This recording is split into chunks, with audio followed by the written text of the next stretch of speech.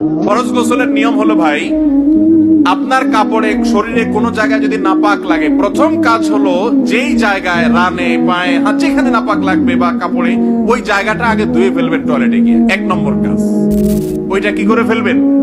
নাপাকের জায়গাটা টেপে ধরে বা টিউবওয়েলের পানিতে ধরে বা পানি ঢেলে ওইটা আগে ডলে ধুয়ে ফেলবেন। ওইটা ধোয়া শেষ, এবার দুই হাতের কবজি 3 বার পর্যন্ত ধুবেন, তারপরে 3 বার কুলি নাকে পানি দিবেন, এরপরে মুখ ধোবেন অজু করার মতো, তারপরে হাত ধোবেন কনুই পর্যন্ত, তারপরে মাথা মাসে করবেন, এরপরে পাও ধোবেন না, পাও ধোয়াটা স্টপ রেখে মাথার উপরে পানি ঢালা শুরু করবেন। আপনার ইয়েতে নিলে শাওয়ারে আপনি ঝর্ণার নিচে মাথা দিয়ে গোসল করবেন, কাঁধে মাথায় পানি দিয়ে পুরো শরীরে ডলে গোসল করবেন। গোসল শেষ, সাবান টাবান দিয়ে সবকিছু শেষ, টয়লেট থেকে বের হওয়ার সময় বা টিউবওয়েল থেকে যাওয়ার সময় বা পুকুর থেকে উঠার সময় এবার এসে পাও গোড়ালি পর্যন্ত ধোবেন। তাইলে অজু প্লাস গোসল একসাথে হয়ে গেল। কথা কি বুঝাতে পারছি?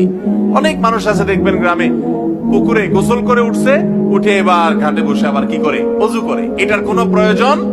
অজু গোসল একসাথে হয়ে যায়। এভাবে যদি গোসল করেন ফরজ গোসল, তাহলে ওই ফরজ গোসল এভাবে করার কারণে একটা সুন্নাত জিন্দা করার সওয়াব হবে। কারণ হাদিসে এভাবে গোসল করতে বলা হয়েছে। কথা কি বুঝাতে পারছি? শুধু ফরজ গোসল না, সাধারণ গোসলও যদি এভাবে করেন তাহলে সুন্নাত আদায় করার সওয়াব হবে।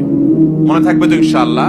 গোসল যখন করবেনই একটা সুন্নাত আদায় হয়ে যাক, ওযু করার মতো করে ওযু করবেন, এরপর গোসল করবেন। মনে রাখবেন নবী করিম সাল্লাল্লাহু আলাইহি ওয়াসাল্লাম প্রত্যেকটা সুন্নাতের রহস্য আছে, কোনো না কোনো উপকারী দিক অবশ্যই সেখানে আছে।